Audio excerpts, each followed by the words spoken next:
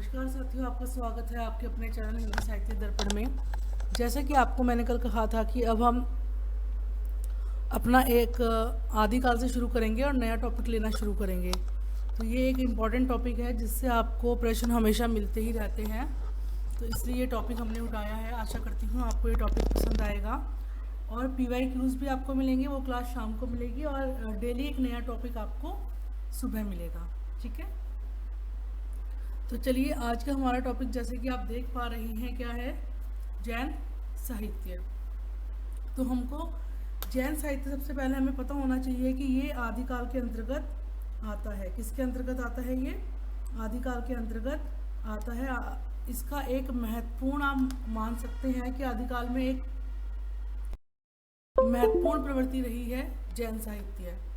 ठीक है, इसी को हम देखेंगे अब इसमें और डिटेल से पढ़ेंगे। आप देखेंगे कि इसमें बहुत डिटेल से आपको सब चीज़ें बताई गई हैं। इसको करने के बाद आपको कुछ भी करने की आवश्यकता नहीं पड़ेगी और मोस्टली पेपर आपका इसमें से ही आएगा। सबसे पहले हम देखें जैन साहित्यकारों का समय कितना रहा है।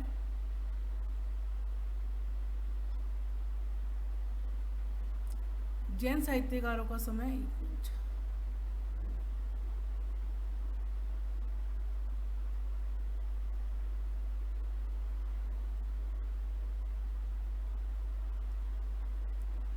हाँ जी, जैन साहित्यकारों का समय क्या रहा है? 9वीं शताब्दी से और 12वीं शताब्दी तक माना गया है। तो आपको ये ध्यान रखना है, कई बार समय भी पूछ लिया जाता है। आपने जो हमारे अभी TGT पंजाबी के और TGT उर्दू के पेपर हुए हैं उस पर सब्जेक्ट बहुत डिटेल में पूछा गया है, जबकि पहला पेपर हमारा इतना मुश्किल नहीं आया है। तो आप इसको ध्यान रखेंगे और इसको ध्यान से देखेंगे। ठीक है, साथ साथ नोट भी करते जाएंगे। आप देखेंगे आपको जो जानकारी मैं दे रही हूँ ये आपको मैं कम से कम 50 किताबों में से इकट्ठा करके आपके पास नोट्स पहुँचा रही हूँ। तो आप इसको नोट डाउन करते रहेंगे, लिखते रहेंगे। ठीक है, तो जैन साहित्यकारों का समय 9वीं शताब्दी से लेकर हमारा 12वीं शताब्दी तक माना जाता है। नीति व उपदेश की शिक्षा देकर इन्होंने अपने तीर्थंकरों का प्रचार प्रसार किया। किसकी शिक्षा दी इन्होंने? नीति और उपदेश की। ठीक है,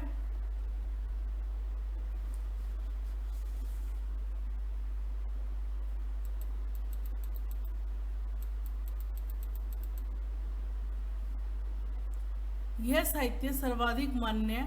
आपसे ये क्वेश्चन भी पूछा जाता है कि आदिकाल में ऐसा कौन सा साहित्य है या ऐसी कौन सी प्रवृत्ति है जो सर्वाधिक मान्य मानी गई, प्रमाणिक मानी गई। तो आपको ये ध्यान रखना है कि जो हमारी जैन साहित्य है ये सर्वाधिक मान्य माना गया, सर्वाधिक प्रमाणिक माना गया, सर्वाधिक वैज्ञानिक माना गया और आदिकाल में सर्वाधिक मात्रा में साहित्य जो लिखा गया वो भी हमारा सिद्ध साहित्य ही लिखा गया। देखिए ये बहुत इंपॉर्टेंट प्रश्न है जो मैं आपको बता रही हूँ और ये क्वेश्चन आपको एग्जाम में देखने को मिलेंगे कि आदिकाल की वो कौन सी प्रवृत्ति है जिसमें सबसे ज़्यादा साहित्य रचा गया है, सबसे ज़्यादा साहित्य लिखा गया। तो आपको ये ध्यान रखना है वह कौन सी प्रवृत्ति है। वह जैन प्रवृत्ति है जिसमें आपको सबसे ज़्यादा साहित्य देखने को मिला, सर्वाधिक मात्रा में साहित्य लिखा गया और सर्वाधिक मान्य और प्रमाणिक भी आपका सिद्ध साहित्य का ही जो है वो माना जाता है। ठीक है, अब देखिए यात्रा साहित्य। यात्रा साहित्य हम आधुनिक काल में पढ़ते हैं गद्य विधाओं में। किस में पढ़ते हैं? गद्य विधा में।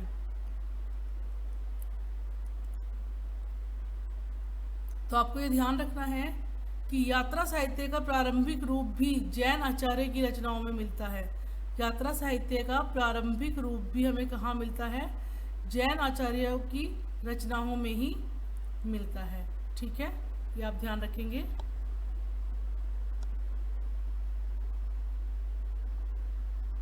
आगे देखते हैं हम जैन साहित्य को। ये भी एक अलग से क्वेश्चन माना जाता है कि आपको पता है रासो साहित्य कौन से होते हैं? चरित्र काव्य।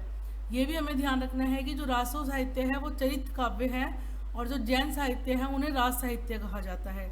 ये अलग से क्वेश्चन पूछ लिया जाता है कि रासो साहित्य किसे कहा जाता है? तो रासो साहित्य हमारे चरित्र साहित्य है। जैसे आपको पता है कि हम पढ़ते हैं उसमें बीसल देव रासो, पृथ्वीराज रासो, वो सारे हमारे सॉरी रासो साहित्य हैं, जबकि हमारे जैन साहित्य को रास साहित्य का कहा जाता है। ठीक है, इससे आप बिल्कुल ध्यान से देखेंगे और बिल्कुल ध्यान से नोट डाउन भी करते रहेंगे। जैन शब्द का शाब्दिक अर्थ है जिन्होंने अपनी इंद्रियों पर विजय प्राप्त कर ली हो। क्या है जैन शब्द का शाब्दिक अर्थ? जैन शब्द का शाब्दिक अर्थ है जिन्होंने अपनी इंद्रियों पर विजय प्राप्त कर ली हो। तो ये आपको ध्यान रखना है। कई बार हमसे पूछ लिया जाता है कि जैन शब्द का शाब्दिक अर्थ क्या है। तो जैन शब्द का शाब्दिक अर्थ है जिन्होंने अपनी इंद्रियों पर विजय प्राप्त कर ली हो। ठीक है, हम नेक्स्ट देखते हैं पॉइंट। जैन साधुओं ने हिंदी कविता के माध्यम से अपने मत का प्रचार प्रसार पश्चिम क्षेत्र में किया। ये भी एक इम्पॉर्टेंट, देखो हर एक पॉइंट में आपको बहुत महत्वपूर्ण प्रश्न मिलेंगे। एक एक स्लाइड में कम से कम 15 से 20 प्रश्न हैं और ये ऐसा साहित्य है जिससे आपको 2-3 प्रश्न अपने एग्जाम में देखने को मिलेंगे। तो प्लीज़ इसको नोट डाउन करते रहिएगा, बहुत ही महत्वपूर्ण ये आपके लिए है। ठीक है, तो अभी हमने देखा था कि सर्वाधिक हमारा मान्य, सर्वाधिक प्रमाणिक, सर्वाधिक मात्रा में लिखा गया साहित्य जैन साहित्य है। इसके बाद हमने देखा कि जैन शब्द का जो शाब्दिक अर्थ है वो क्या है? इंद्रियों पर विजय प्राप्त करना। अब हम देखेंगे कि जैन साधुओं ने हिंदी कविता के माध्यम से अपने मत का प्रचार प्रसार कहाँ गया? पश्चिम क्षेत्र में किया। ठीक है, पश्चिमी क्षेत्र में किया। ये भी आपको ध्यान रखना है कि जो जैन साधु हैं उन्होंने हिंदी कविताओं के माध्यम से अपने मत का प्रचार प्रसार कहाँ गया? पश्चिमी क्षेत्र में किया। ठीक है, नेक्स्ट स्लाइड देखते हैं हम। देखिए ये पॉइंट मैंने अभी आपको पहले भी बताया है और फिर आ गया है, ये आपका इम्पोर्टेंट है, इसको आप लिखेंगे और इसको ज़रूर ध्यान रखेंगे कि आदिकालीन साहित्य के अंतर्गत जो हमारा जैन साहित्य है वह सर्वाधिक प्रमाणिक, मान्य और वह वैज्ञानिक माना जाता है। तो ये हम ध्यान रखेंगे कि जो हमारा आदिकालीन साहित्य के अंतर्गत जैन साहित्य आता है वो सर्वाधिक प्रमाणिक माना गया है, सर्वाधिक मान्य माना गया है और सर्वाधिक वैज्ञानिक भी माना गया है। ठीक है, जैसा कि हमने देखा था अभी ऊपर, हमने एक पॉइंट में एक पंक्ति में देखा था कि जो जैन साहित्य है उसको कहा जाता है, उसको रास भी कहा जाता है, रास साहित्य भी कहा जाता है। तो हमें ये पता होना चाहिए कि जो जैन साहित्य है इसकी सर्वाधिक लोकप्रिय शैली कौन सी है? रास। क्या है? रास। और रास का अर्थ क्या होता है? क्रीड़ा या नृत्य। क्या होता है? क्रीड़ा या नृत्य। ये भी हमें ध्यान रखना है कि जो हमारा जैन साहित्य है इसकी सर्वाधिक लोकप्रिय शैली रास है और रास का अर्थ क्या होता है? क्रीड़ा अथवा नृत्य। ठीक है, देखिए ये प्रश्न आपको बहुत रेयर ही कहीं देखने को मिलेगा, इसको भी आप ध्यान रखेंगे कि जो हमारा जैन साहित्य है उसमें मूलतः क्या बताया गया है? वो राम के चरित्र पर केंद्रित है। किस पर केंद्रित है? श्री राम के चरित्र पर केंद्रित है। ये भी आपको ध्यान रखना है कि जो हमारा जैन साहित्य है यह मूलतः राम के चरित्र पर केंद्रित है। इसमें राम का मर्यादित चित्रण प्रस्तुत किया गया है। ठीक है, ये जो जैन साहित्य है राम के चरित्र पर केंद्रित है और इसमें राम का मर्यादित चित्रण प्रस्तुत किया गया है। नेक्स्ट देखते हैं हम। जैन साहित्य सर्वाधिक रूप से गुजरात के काठियावाड़ में लिखा गया है। ठीक है, ये भी आपको पता होना चाहिए कहाँ लिखा गया। जो सर्वाधिक जैन साहित्य लिखा गया है वो गुजरात के काठियावाड़ में लिखा गया है। कहाँ लिखा गया है? गुजरात के काठियावाड़ में लिखा गया है। ये भी आप पॉइंट ध्यान रखेंगे। जैन आचार्यों ने प्रबंध व मुक्तक दोनों ही श्रेणियों में काव्य लिखे। ठीक है, आप ये ध्यान रखेंगे कि ऐसा नहीं है कि जैनों ने खाली प्रबंध ही लिखा, खाली मुक्तक ही लिखा, नहीं। जो जैन आचार्य हमारे थे इन्होंने जो मोस्टली है वो क्या लिखा? वो प्रबंध व मुक्तक दोनों लिखे। ठीक है,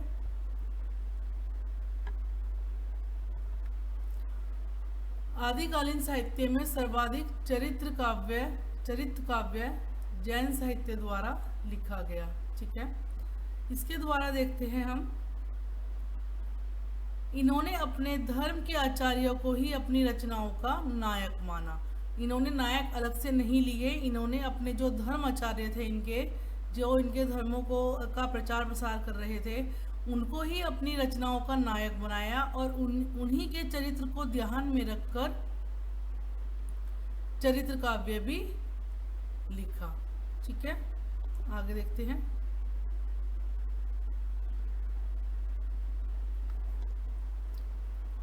यह साहित्य लोक भाषा व साहित्य भाषा में लिखा गया है, मतलब अपभ्रंश। तो ये हमें ध्यान रखना है, ये किस भाषा में लिखा गया है, ये हमारा लोक भाषा में और साहित्य भाषा में लिखा गया है।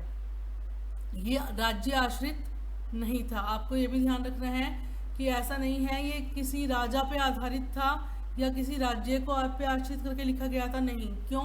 क्योंकि इन्होंने जो नायक माना हुए है वो अपने धर्म आचार्यों को ही माना है, इसलिए किसी भी राज्य पे या किसी भी राजा पे आश्रित नहीं था। जैन साहित्य का प्रधान रस क्या माना गया? शांत।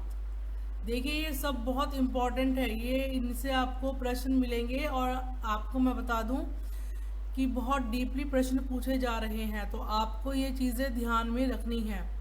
ठीक है, प्रधान रस क्या था? शांत। यह साहित्य वसुदेव कुटुंबकम की भावना को आधार बनाकर लिखा गया है। यह साहित्य कैसे लिखा गया है? वसुदेव कुटुंबकम की भावना को आधार बनाकर। वसुदेव कुटुंबकम का मतलब क्या होता है? संपूर्ण विश्व ही मेरा परिवार है। ठीक है, जैन साहित्य में पंचव्रत की भावना की स्पष्टता देखी जा सकती है। पंचव्रत को इन्होंने इंपॉर्टेंट माना, वो कौन कौन से है? पंच, सत्य, अहिंसा, अपरिग्रह, परोपकारिता और प्रेम भावना। ठीक है, तो जो हमारे पंचव्रत है इन्होंने वो कौन कौन से माने? सत्य, अहिंसा, अपरिग्रह, परोपकारिता, प्रेम भावना। ठीक है, नेक्स्ट देखते हैं कि जैन साहित्य अधिकांशतः हमें पद्य में ही लिखा हुआ मिला है। पद्य मतलब गीत की फॉर्म में ही मिला है, गीत या दोहा इसमें। गद्य इन कहीं कहीं मिला है, गद्य जिन्हें टब्बा कहा जाता है। ठीक है, इन साहित्य द्वारा इन्होंने हमने एक शैली कौन सी पढ़ी थी ऊपर? रास।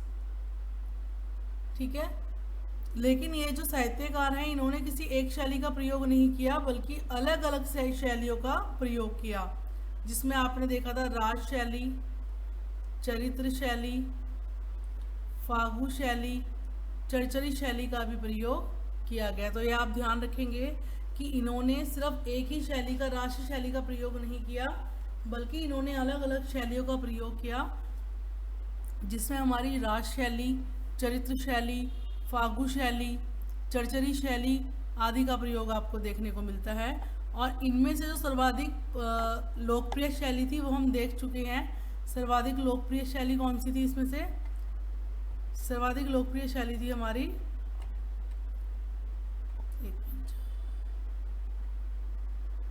सर्वाधिक लोकप्रिय शैली रास शैली थी, जैसा कि आपको पता है। सर्वाधिक लोकप्रिय शैली कौन सी थी हमारी? वो थी रास शैली, सर्वाधिक लोकप्रिय शैली। ठीक है, आचार्य रामचंद्र शुक्ल जी ने जैन साहित्य, नाथ साहित्य व सिद्ध साहित्य को सांप्रदायिक शिक्षा मंत्र कहकर उसका उपहास उड़ाया है। तो आपको ये भी ध्यान रखना है, क्योंकि आप अगर हिंदी साहित्य के छात्र हैं तो कहीं ना कहीं आचार्य रामचंद्र शुक्ल हमारे लिए बहुत महत्वपूर्ण रोल अदा करते हैं।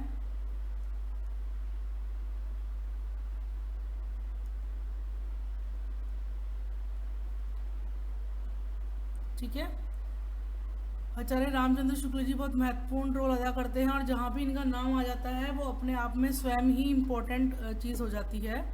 तो आचार्य रामचंद्र शुक्ल जी ने जैन साहित्य, नाथ साहित्य, सिद्ध साहित्य को सांप्रदायिक शिक्षा मंत्र कहकर, मंत्र नहीं मात्र होगा ये, मात्र कहकर उसका उपहास उड़ाया है।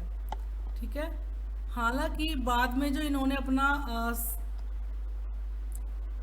इतिहास ग्रंथ निकाला है द्वितीय संस्करण जो अब इन्होंने अपना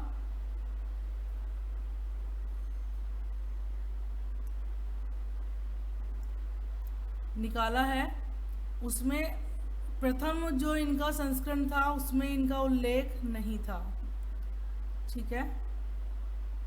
लेकिन जो इसका इनके इतिहास का द्वितीय संस्करण आया उसमें इन्होंने इन सभी को शामिल कर लिया। आपको ये भी ध्यान रखना है, ये अपने आप में महत्वपूर्ण प्रश्न बन जाता है कि जैन साहित्य, सिद्ध साहित्य और नाथ साहित्य जो है उनका आचार्य रामचंद्र शुक्ल जी ने अपने प्रथम संस्करण में उल्लेख नहीं किया था, लेकिन जो इनका द्वितीय संस्करण आया था उसमें उन्होंने इन तीनों को शामिल कर लिया था, लेकिन जो प्रथम संस्करण था उसमें ये तीनों शामिल नहीं थे। रास काव्य परंपरा का जो प्राचीनतम ग्रंथ है वो कौन सा माना गया है? वो माना गया है रिपुदारण रास, ठीक है। डॉक्टर दशरथ ओझा ने इसका समय 905 बताया है। ये संस्कृत भाषा में लिखा गया है। इसमें अभिनय, नृत्य और ज्ञान तीनों तत्वों का मिश्रण है। तो ये आपको ध्यान रखना है कि जो रास काव्य परंपरा है इसका सबसे प्राचीनतम ग्रंथ माना गया है रिपुदारण रास, ठीक है। इसका समय दशरथ ओझा जो है उन्होंने 905 बताया है, संस्कृत भाषा में लिखा हुआ है और इसमें अभिनय, नृत्य और ज्ञान तीनों तत्वों का मिश्रण किया गया है, ठीक है। जबकि जो जिनदत्त सूरी है इनका जो है उपदेश रसायन रास, जिनदत्त सूरी द्वारा रचित जो उपदेश रसायन रास है ये अभ्रंश भाषा का सर्वप्रथम रास ग्रंथ माना गया है, ठीक है। इसको भी आप ध्यान रखेंगे कि जो हमारा ये है उपदेश रसायन रास है ये किसने लिखा, ये बहुत इंपॉर्टेंट है, बहुत बार पूछा गया प्रश्न है, मोस्ट इम्पोर्टेंट में आप इसको लिख लेंगे, ठीक है। कि जो जिनदत्त सूरी है इनके द्वारा रचित कौन सा है? उपदेश रसायन रास। कौन सा है? उपदेश रसायन रास है, ठीक है। और ये अभ्रंश भाषा का सर्वप्रथम रास ग्रंथ है, ये आप ध्यान रखेंगे।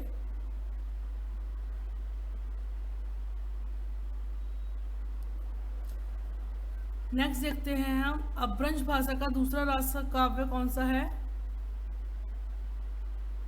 अब्दुल रहमान द्वारा रचित संदेश रासक। कौन सा है?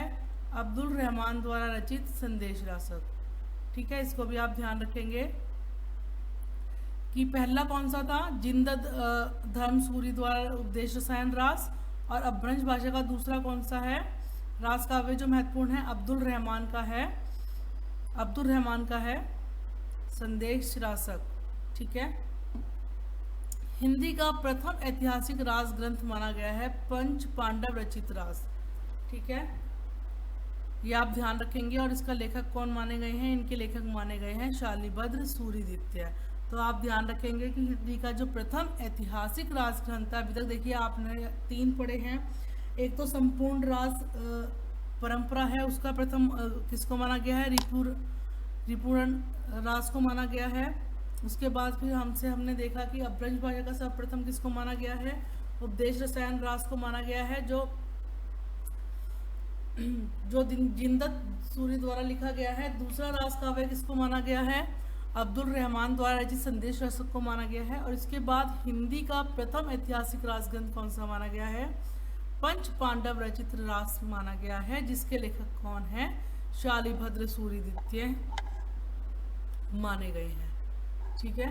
अब जैन साहित्य विविध रूपों में लिखा गया, आपने देखा, मैंने अभी आपको बताया भी था ऊपर की प्रबंध, मुक्तक सब उसमें लिखा गया है, गीति में भी। तो अब आप इनको देखेंगे। सबसे पहला हमारा है प्रबंध रूप, भवसियत कहा, धनपाल, ठीक है। ये हम ध्यान रखेंगे कौन सा है? प्रबंध रूप है भवसियत कहा, धनपाल का। ये एग्जाम्पल है, बाकी इनको डिटेल में भी पढ़ेंगे। पयमचर्यु स्वयंभू का। गीति रूप में चंदन बाला रास, आसकू कवि का। धार्मिक काव्य के रूप में कलयुग रास, पाहुड़ दोहा, कलयुग रास और पाहुड़ दोहा मुनि राम सिंह का। ये जैन काव्य के सबसे बड़े रहस्यवादी कवि भी माने जाते हैं। ये प्रश्न आपका डीएसएसबी में पूछा गया है, डीएसएसबी में पूछा गया प्रश्न है ये कि निम्न में से आदिकाल का जो कौन सा कवि रहस्यवादी है, तो मुनि राम सिंह का ये आंसर है। ठीक है। इसके अलावा फागु साहित्य के रूप में हम देखेंगे कौन कौन से लिखे गए हैं। स्थूलीभद्र रास, जिनधर्म सूरी का, वसंत विलास, अज्ञात कवि का। ठीक है, ये आपको ध्यान रखना है। जैन साहित्य के प्रमुख कवियों के ग्रंथ देखिए कौन कौन से हैं। 10वीं शताब्दी से पूर्व अपभ्रंश के प्रभाव से युक्त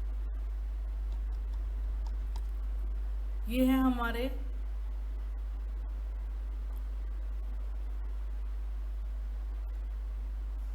स्वयंभू, पुष्पदंत, देवसेन, मुनि राम सिंह,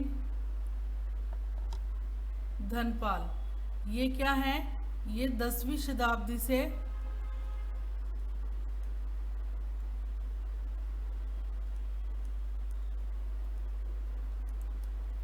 पहले के जैन कवि हैं।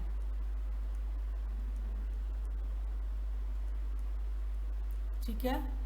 नेक्स्ट देखेंगे आप 10वीं शताब्दी के बाद अपभ्रंश के प्रभाव से मुक्त हेमचंद्र, शालीभद्र सूरी है, शलीभद्रिनी, शालीभद्र सूरी, मैरुतोंग, विजय सेन सूरी,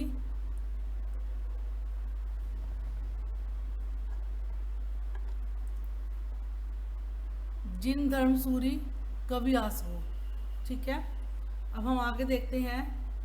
तो हमारे जो सबसे प्रसिद्ध आचार्य हैं वो हैं जैन आचार्य देवसेन। कौन है? जैन आचार्य देवसेन।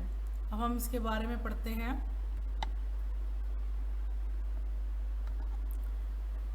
प्रसिद्ध जैन आचार्य देवसेन कृत शावकाचार्य को डॉक्टर नगेंद्र ने हिंदी की प्रथम रचना माना है। ठीक है, इसको आप ध्यान रखेंगे कि जो हमारा प्रसिद्ध जैन आचार्य हैं देवसेन, इनके द्वारा जो ग्रंथ लिखा गया शावकाचार, इसको डॉक्टर नगेंद्र ने क्या माना? देवसेन कृत शावकाचार को डॉक्टर नगेंद्र ने हिंदी की प्रथम रचना माना है। तो ये आप ध्यान रखेंगे। डॉक्टर नगेंद्र के अनुसार हिंदी की प्रथम रचना कौन सी है? शावकाचार, और उसके लेखक कौन है? देवसेन। ठीक है। अब जो हमारी श्रावकाचार है ये 933 ईस्वी में लिखी गई है। इसमें 250 दोहे हैं और इसमें श्रावक धर्म की स्त्रियों के गृहस्थ जीवन का वर्णन है। ठीक है, इसमें आप ध्यान रखेंगे कि जो श्रावकाचार है, सबसे पहले तो इसमें इम्पोर्टेंट यही है कि जो हमारी श्रावकाचार है उसको डॉक्टर नगेंद्र ने हिंदी की प्रथम रचना माना है। 933 ईस्वी में लिखी गई। 250 दोहों में श्रावक धर्म की स्त्रियों के गृहस्थ जीवन का इसमें वर्णन है। और इसमें आप एक और ध्यान रखेंगे कि ये जो रचना है ना भूतो ना भविष्यत के सिद्धांत पर बल देती है। ठीक है, और ये दोहा छंद में लिखित है। इसमें लिखित है, दोहा छंद में लिखित है। देवसेन के अन्य जो हमारे इम्पोर्टेंट है वो है लघु नय चक्र, आराधना सार, दर्शन सार, भाव संग्रह, तत्व सार और साव्यधम सोहा। इसमें से साव्यधम सोहा पूछी गई है कई बार। लघु नय चक्र या नय चक्र भी पूछी गई है। ठीक है, तो ये आपकी इम्पोर्टेंट है।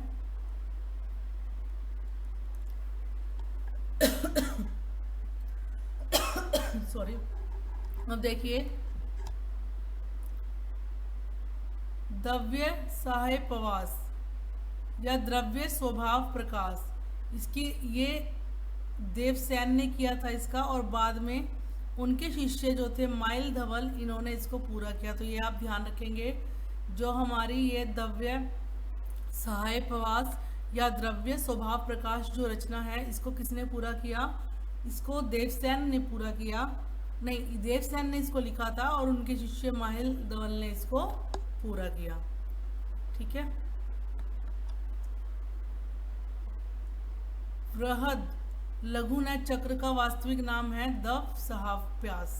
ठीक है, यह पुराने हिंदी या अपभ्रंश भाषा में थी, लेकिन अब प्राकृत भाषा में मिलती है। ये भी आपको ध्यान रखना है कि जो दव सहाव्यास हमारी रचना है, ये रचना जो थी ये पुरानी हिंदी में या अपभ्रंश भाषा में थी, लेकिन अगर अब हम इसको देखते हैं तो ये किस में मिलती है, अब ये प्राकृत भाषा में हमको देखने को मिलती है। ठीक है, अब हम स्वयंभू देख लेते हैं। स्वयंभू बहुत ही इम्पोर्टेंट है, सभी इम्पोर्टेंट है। आप ये देखेंगे कि ये जो आपको मैं करा रही हूँ, सबसे पहले तो ये कई किताबों का जूस है, कई कई प्रकार के कई इंस्टीट्यूट्स के नोट्सों का जूस है।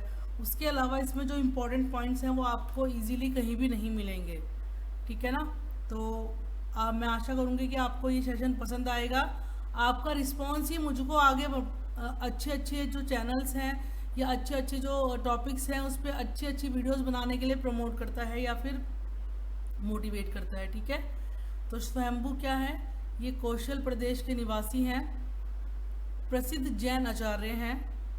इन्हें कविराज चक्रवर्ती छंदस चूड़ामणि नामों से भी अभिहित किया जाता है। तो ये देखिए, ये आपका बिल्कुल न्यू पॉइंट है और इसको आप लिखेंगे। ठीक है, लिखना तो सारा ही है पर कुछ पॉइंट्स ऐसे हैं जो बिल्कुल नहीं हैं, और आप देखिए कि इस बार आपको पेपर में बहुत कुछ नया देखने को मिलेगा। ठीक है, तो इनको और अन्य नाम कौन कौन से हैं इनके, कविराज चक्रवर्ती और छंदस चूड़ामणि के नाम से इनको जाना जाता है। इसके अलावा ये अलंकार शास्त्र, छंद शास्त्र, व्याकरण शास्त्र और संगीत शास्त्र के सुप्रसिद्ध विद्वान भी माने जाते हैं। तो ये हमें ध्यान रखना है कि ये अलंकार शास्त्र, छंद शास्त्र, व्याकरण शास्त्र, संगीत शास्त्र के भी सुप्रसिद्ध विद्वान माने जाते हैं। राम, देखो राम ने स्वयं को माना, बस आप इतना रख लो कि राम ने स्वयं को माना। तो राम ने जो प्रथम कवि माने वो कौन माने, राम ने प्रथम कवि स्वयंभू माने। राम ने स्वयं को माना, हिंदी के प्रथम कवि किसको माना, स्वयंभू को माना। और डॉक्टर नगेंद्र ने प्रथम रचना किसको मानी था, श्रावकाचार्य को माना था। ये कुछ इंपॉर्टेंट पॉइंट आप ध्यान रखेंगे।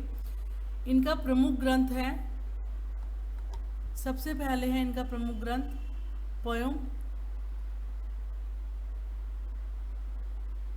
पय्यमचर्यो। ठीक है, पय्यमचर्यो। तो यह ग्रंथ राम कथा पर आधारित है। इस ग्रंथ को त्रिभुवन ने पूरा किया। ये भी आप ध्यान रखेंगे कि पय्यमचर्यो इनका बहुत ही महत्वपूर्ण ग्रंथ है और बार बार पूछे जाने वाला ग्रंथ है। और ये भी प्रश्न बहुत बार पूछा गया है कि इसको किसने पूरा किया, तो त्रिभुवन ने पूरा किया। ये किस पे आधारित है, तो ये राम ग्रंथ पे, राम कथा पे आधारित है। इसे जैनी रामायण भी कहा जाता है या अपभ्रंश की प्रथम रामायण भी कहा जाता है। ये पॉइंट मेरे को पता है कि बिल्कुल नए हैं, पर आप लोग कमेंट नहीं करते हैं, मुझे पता ही नहीं चलता है कि आप लोग देख रहे हैं नहीं देख रहे हैं। तो प्लीज़ इनको देखिए, इन पॉइंट्सों के लिए अगर आपको कुछ नया मिल रहा है तो कमेंट कीजिए, मुझे बताइए, क्योंकि मैटर आपको बहुत अच्छा मिलेगा। और ऐसा नहीं है कि सिर्फ मैटर देना है, एग्ज़ाम ओरिएंटेड मैटर आप तक पहुंचाना है, वो मैटर पहुंचाना है। क्योंकि साहित्य किसी भी इंस्टीट्यूट में चली जाइए आपको सतह सतह से पढ़ा देते हैं, लेकिन ये चीज़ें ऐसी हैं कि अब ढर्रा बदल रहा है और आपको भी थोड़ा बदल के ही पढ़ना पड़ेगा। ठीक है, जैनी रामायण भी कहा जाता है और अपभ्रंश की प्रथम रामायण भी इसको कहा जाता है। डॉक्टर भयानी के अनुसार ये अपभ्रंश के वाल्मीकि भी कहा जाता है। ठीक है, पय्यमचर्यो अपभ्रंश की रामायण है, ये मैंने आपको बता दिया। और डॉक्टर भयानी ने पुष्पदंत को अपभ्रंश भाषा का भवभूति भी कहा है। तो ये दोनों आप एक साथ ही याद रखेंगे कि अपभ्रंश का वाल्मीकि किसको कहा गया है, स्वयंभू को कहा गया है। और अपभ्रंश का भवभूति किसको कहा गया है, पुष्पदंत को कहा गया है। और किसने कहा है, डॉक्टर भयानी ने कहा है।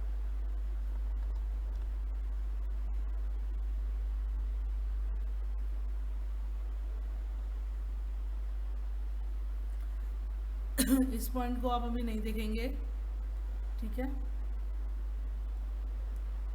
क्योंकि राहुल सांकृत्यायन ने तो सरहप्पा को माना है प्रथम कवि, तो ये शायद कुछ अलग से ये ऐड हो गया है। ठीक है, पय्यमचर्यो ग्रंथ की भूमिका में इन्होंने स्वयं को बेहद विनम्र, सभ्य, शालीन बताते हुए कुकवि नाम से उपमित किया है। तो ये आप ध्यान रखेंगे, कुकवि इन्होंने किसको कहा, स्वयंभू ने स्वयं को कहा। ठीक है, इसकी भूमिका में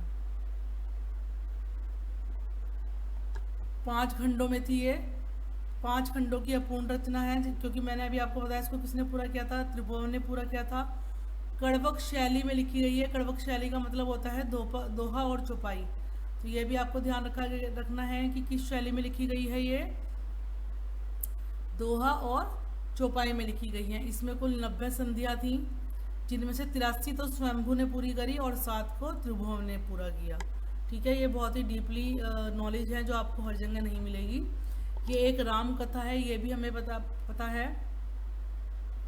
और यह रचना कहाँ रची गई थी? धनंजय के आश्रम में। इस रचना की जो रचा गई थी वो कहाँ रची गई थी?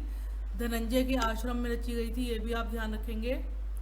और हजारी प्रसाद द्विवेदी के अनुसार यह हिंदी की सर्वोत्तम रचना है, ये भी आप ध्यान रखेंगे। ठीक है, हजारी प्रसाद के अनुसार ये हिंदी की सर्वोत्तम रचना है। और इनकी एक और इनकी मुख्य, आप कह सकते हैं मुख्य कृति है, कौन सी है? रिठ्ठे नाम चरियु। ये कृष्ण काव्य है। परम चरियु किस पे है? राम काव्य है। और रिठ्ठे नाम चरियु किस क्या है? ये एक कृष्ण काव्य है। आगे देखते हैं हम, पुष्पदंत आ जाता है। ये स्वयंभू के पश्चात प्रसिद्ध जैन आचार्य माने जाते हैं, हमें पता है। ये प्रारंभ में शैव थे, ठीक है, बाद में जैन हो गए। ये पॉइंट भी आप ध्यान रखेंगे कि वह कौन सा जैन आचार्य थे जो पहले शैव थे और बाद में जैन हो गए। तो वो हमारे पुष्पदंत थे। शिव सेंगर के अनुसार इनको प्रथम कवि माना जाता है। क्या शिव पे पुष्प चढ़ाए जाते हैं? इससे याद कर लीजिए कि शिव पे पुष्प चढ़ाए जाते हैं, तो शिव ने पुष्पदंत को सबसे पहला कवि माना। और राम स्वयं को मानते हैं, तो राम ने स्वयंभू को माना। ठीक है, इन्हें पुण्य कहकर भी संबोधित किया जाता है। शिव सिंह सेंगर ने इनको भाषा की जड़ भी कहा था। ठीक है, एक तो हमने पॉइंट देखा था कि अपभ्रंश का वाल्मीकि और भवभूति। वाल्मीकि कौन थे? स्वयंभू थे। और भवभूति कौन थे? भवभूति थे हमारे पुष्पदंत। उसके अलावा शिव सिंह सेंगर ने इनको हिंदी का प्रथम कवि माना। इनको पुष्पीय या पुण्य कहकर भी संबोधित किया जाता है। शिव सिंह सेंगर ने इन्हें भाषा की जड़ भी कहा। ये सभी पॉइंट, एक एक पॉइंट अपने आप में बहुत महत्वपूर्ण है। ठीक है, इन्हें अपभ्रंश का भवभूति कहा गया, ये मैंने आपको बता दिया। और किसने कहा ये भी आपको पता है, डॉक्टर भयाणी ने। ठीक है, पुष्पदंत अभिमानी पुरुष माने जाते हैं, इसीलिए इन्होंने स्वयं को कवि कल्पत्रु, काव्य रत्नाकर, अभिमान मेरु और सरस्वती नीले इत्यादि नामों से संबोधित किया। तो ये हमें ध्यान रखना है कि पुष्पदंत ने अपने आप को किस किस नामों से करा? कवि कुलतरु, काव्य रत्नाकर, अभिमान मेरु और सरस्वती नीले। ठीक है, इसको हम ध्यान रखेंगे। हजारी प्रसाद द्विवेदी के अनुसार ये बहुत ही शक्ति संपन्न कवि माने जाते हैं, क्योंकि इनका भाषा के सभी अवयवों पर एकाधिकार रहा है। ठीक है, ये आप ध्यान रखेंगे कि डॉक्टर हजारी प्रसाद के अनुसार शक्ति संपन्न कवि कौन से माने जाते हैं आदिकाल के? तो वो माना जाते हैं हमारे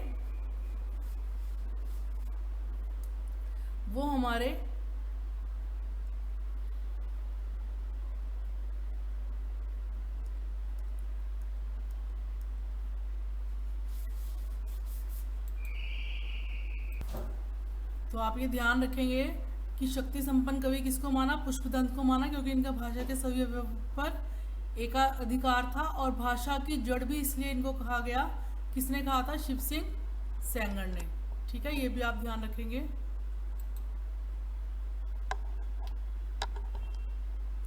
अब देखिए प्रमुख रचनाएं, इनकी प्रमुख रचनाएं हैं महापुराण, जिसको 30 महापुरुष गुणालंकृत भी कहा जाता है, हरिवंश पुराण भी कहा जाता है। इसमें 63 त्रिखांकरों का वर्णन किया जाता है, महापुरुषों का, शलाका पुरुषों का। मतलब इनकी जो महत्वपूर्ण रचना है वो महापुराण है, 30 महापुरुष गुणालंकारु है, हरिवंश पुराण है, ये तीनों कहा जाता है इनको। और इसके अलावा इसमें 63 तीर्थांकों का वर्णन है, या महापुरुष भी कह सकते हैं, शलाका पुरुष भी कह सकते हैं। इसमें राम कथा और कृष्ण कथा दोनों का समावेश है। देखिए ये एक महत्वपूर्ण आपको बात देखने को मिलेगी कि जो इनकी ये रचना है महापुराण, ये इम्पोर्टेंट पॉइंट है। इसमें क्या है, इसमें राम कथा और कृष्ण कथा दोनों का वर्णन आपको देखने को मिलता है। ठीक है, इसमें प्रकृति चित्रण है, सरस है, इतना तो आपसे नहीं पूछा जाएगा, ये मैंने मतलब आप तक कोई किसी चीज़ की कमी ना रहे इसलिए लिख दिया था। महत्वपूर्ण यही है कि इसमें राम और कृष्ण दोनों का वर्णन है, 63 महापुरुषों का वर्णन है। ठीक है, महापुराण रचना आरंभ में इन्होंने घोषणा की थी, ये ग्रंथ, ये कुछ पॉइंट ठीक नहीं है, इसको छोड़ दीजिए, नेक्स्ट देखते हैं।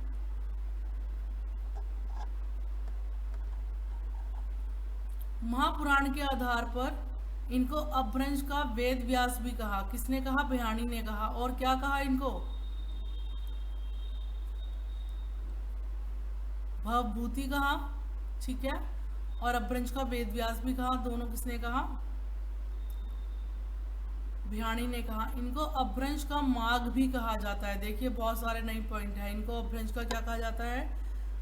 माघ भी कहा जाता है। क्यों कहा जाता है? कि जिस प्रकार महाकवि माघ ने संस्कृत में काव्य लेखन किया, उसी प्रकार महापुराण ग्रंथ को लिखने में इन्होंने उसी पद्धति का अनुसरण किया था, इसीलिए इनको अपभ्रंश का माघ कहा जाता है। ठीक है, सेकंड है इनकी जसहर चरियु। सेकंड रचना कौन सी मानी जाती है इनकी?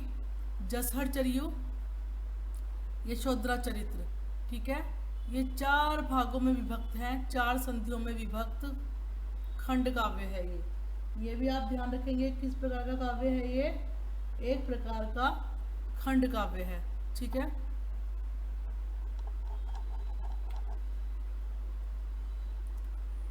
इस रचना में नगरीय व ग्रामीण जीवन की झांकी देखने को मिलती है।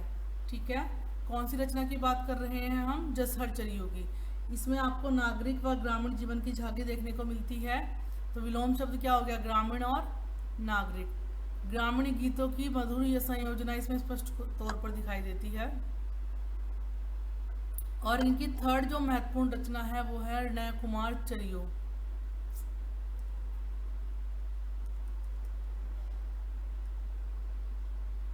कौन सी है?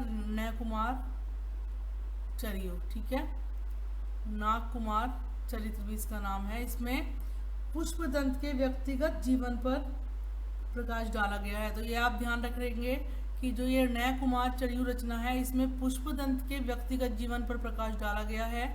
ये 9 संधियों में विभक्त एक खंड काव्य है। ठीक है, इसको भी आप अच्छे से ध्यान रखेंगे क्योंकि ये सारी ही इंफॉर्मेशन आपके लिए बहुत ही महत्वपूर्ण है। ये पदड़िया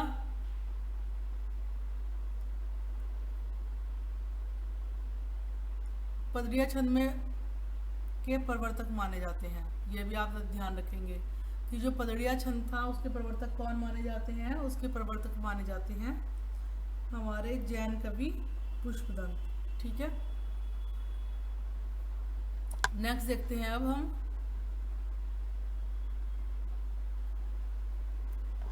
धनपाल।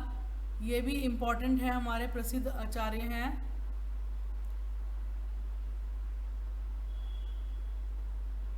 प्रसिद्ध जैन आचार्य हैं हमारे। समय 10वीं शताब्दी माना गया इनका। इनकी रचना है भवसियत कहा, बहुत ही इम्पोर्टेंट है। ये रोमांटिक महाकाव्य की श्रेणी में आता है। भवसियत कहा या भवसियत कथा, तो ये किस में आता है? ये रोमांटिक महाकाव्य की श्रेणी पर आता है। इसमें प्रेम और रोमांस का चित्रण लोक भाषा के माध्यम से किया गया है। इसमें प्रेम और रोमांस का चित्रण लोक भाषा के माध्यम से किया गया है। नेक्स्ट देखते हैं हम मुनि राम सिंह। इनके बारे में मैंने आपको अभी बताया था कि ये सर्वश्रेष्ठ रहस्यवादी कवि माने गए हैं और ये मोस्ट इम्पोर्टेंट है। ये डीएसएसबी में कई बार मोस्ट कर लीजिए इसको, ये कई बार पूछा गया प्रश्न है, एक बार नहीं कई बार पूछा गया प्रश्न है। ठीक है, कि ये सर्वश्रेष्ठ रहस्यवादी कवि जैन आचार्यों में आदिकाल में कौन माने जाते हैं? तो मुनि राम सिंह माने जाते हैं। 10वीं-11वीं शताब्दी इनका समय था। इनकी विचारधारा सिद्धों के समान मानी जाती है। इन्होंने इंद्रियों पर विजय प्राप्त करने को ही अपना सुख माना। और मुनि राम सिंह की महत्वपूर्ण रचना जो बहुत बार पूछी गई है, पाहुड़ दोहा है। Most most most important, star बना लीजिए इस पे, ये बहुत बार पूछी गई है। डीएसएसबी के फेवरेट प्रश्न में से एक है ये। ठीक है, पाहुड़ दोहा का समय क्या माना गया है? 11वीं शताब्दी। पाहुड़ दोहा से तात्पर्य है दोहों का उपहार। इस रचना में आत्म तत्वों का निरूपण किया गया है, आध्यात्मिकता का चित्रण किया गया है, और किसके आधार पर? जैन सिद्धांतों के आधार पर। ठीक है, पाहुड़ दोहा का अन्य अर्थ क्या है? समस्त सुने हुए दोहों का ज्ञान।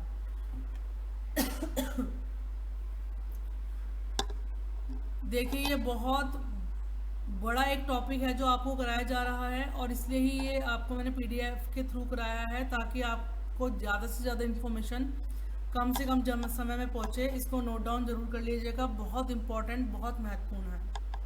चलिए आगे देखते हैं। जोइंदू, इम्पोर्टेंट। ठीक है, जोइंदू, इनका समय रहा 8वीं-9वीं शताब्दी। ये भी डीएसएसबी का फेवरेट प्रश्न है। आप देखेंगे 2014 से लेके अब तक ये कई बार पूछा जा चुका है कि हिंदी साहित्य में दोहा छंद का विधिवत शुरुआत किससे हुई? जोइंदू से मानी जाती है। किससे मानी जाती है?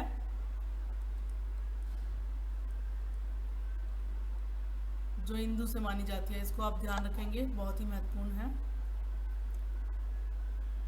और इनके ये दोनों प्रश्न भी पूछे गए हैं, परमात्म प्रकाश जोइंदू का और योगसार। कौन कौन से हैं? जोइंदू का परमात्म प्रकाश और योगसार। परमात्म प्रकाश का मूल रूप दोहों में मिलता है। इस रचना में जो मूल रूप किस में मिलता है? दोहों में मिलता है। और इस रचना में जो दोहे प्रयुक्त हुए हैं वह नाथ साहित्य से मेल खाते हैं। ठीक है,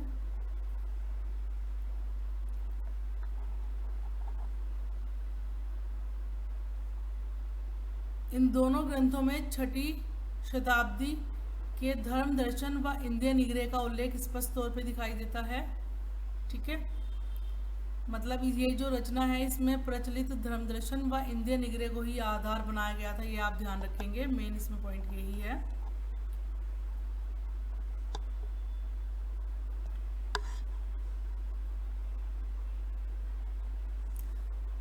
चलिए, धन्यवाद।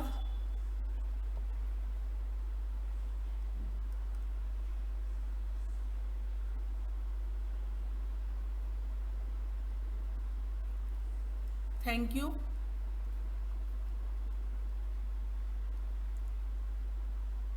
आपका दिन शुभ हो। आशा करती हूँ कि आपको मेरे द्वारा दी गई जानकारी पसंद आई होगी, और आप इस महत्वपूर्ण दी गई जानकारी को कहीं ना कहीं स्टोर करके रखेंगे, लिख के रखेंगे, और आप मुझे कमेंट में बताएंगे, यूट्यूब पे कमेंट करके बताएंगे कि अगर आपको इस तरह की वीडियोस चाहिए डेली, प्रश्न आपकी पीवाईक्यू सीरीज के साथ साथ अगर आप चाहते हैं कि आपको डेली इस तरह की रचनाएं भी देखने को मिले, तो प्लीज़ आप मुझे बताएंगे, ताकि मुझे मोटिवेशन मिले। और आशा करूंगी कि आपको ये बहुत ही ज़्यादा पसंद आएगी, क्योंकि बहुत ही अच्छी क्लास ये रही है और इसमें बहुत ही महत्वपूर्ण रचना आपको देखने को मिली है।